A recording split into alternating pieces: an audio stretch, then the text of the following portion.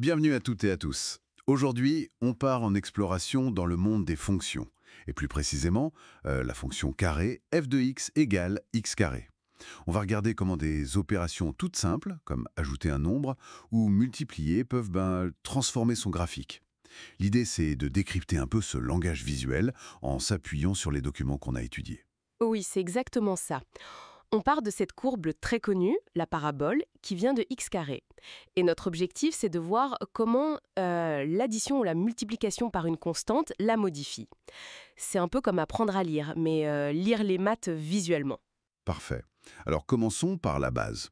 La fonction carré, c'est simple. F de x égale x carré. À chaque nombre x, on associe son carré. C'est ça. Et graphiquement, ça donne cette fameuse courbe en U, la parabole. Elle a des propriétés intéressantes. Elle est toujours positive ou nulle déjà. Le résultat de x carré ne peut pas être négatif. Logique. Un carré est toujours positif. Exactement.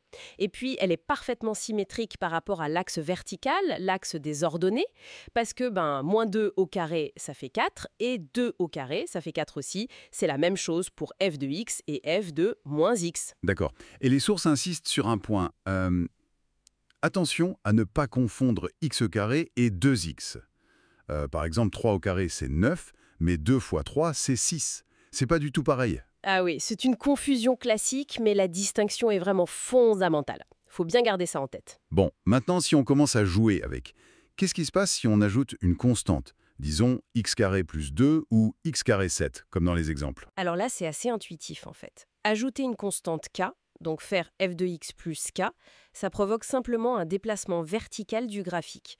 Si k est positif, comme plus 2, toute la parabole monte de 2 unités. Hop, vers le haut. Et si c'est négatif, comme moins 7? Elle descend de 7 unités. C'est une translation verticale pure. D'accord. Et la forme de la parabole elle-même, son ouverture, ça change quelque chose? Non, pas du tout.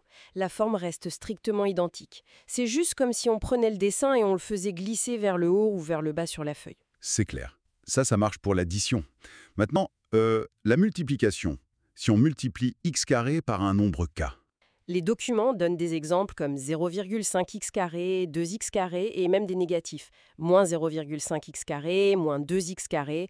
Là, ça doit toucher à la forme, j'imagine. Lié par k, donc k f de x, ça agit sur l'étirement vertical de la courbe. Si la valeur absolue de k est plus grande que 1, par exemple 2x carré, la parabole va être étirée verticalement. Elle va paraître plus mince, plus resserrée. Comme si on la tirait par le haut. C'est une bonne image, oui. Et inversement, si la valeur absolue de k est entre 0 et 1, comme dans 0,5x carré, Alors là, elle s'écrase. elle est compressée verticalement. Oui, elle paraît plus large, plus évasée, comme si on appuyait un peu dessus. Intéressant.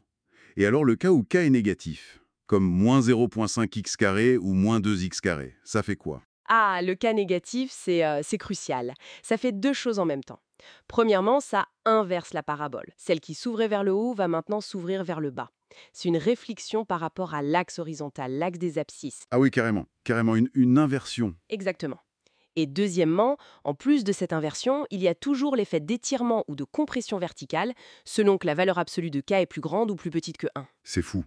Donc un simple signe moins change complètement l'orientation, en plus de modifier l'ouverture. C'est ça qui est puissant. On voit bien comment l'algèbre, k négatif, se traduit directement en géométrie, inversion du graphique. Si on compare 0,5x carré qui est ouverte vers le haut et assez large, et moins 0,5x carré qui est ouverte vers le bas mais tout aussi large, c'est très visuel. Donc, si je récapitule, on a notre parabole de base, x carré, symétrique, ouverte vers le haut. Si on ajoute une constante k, hop, on la monte ou on la descend.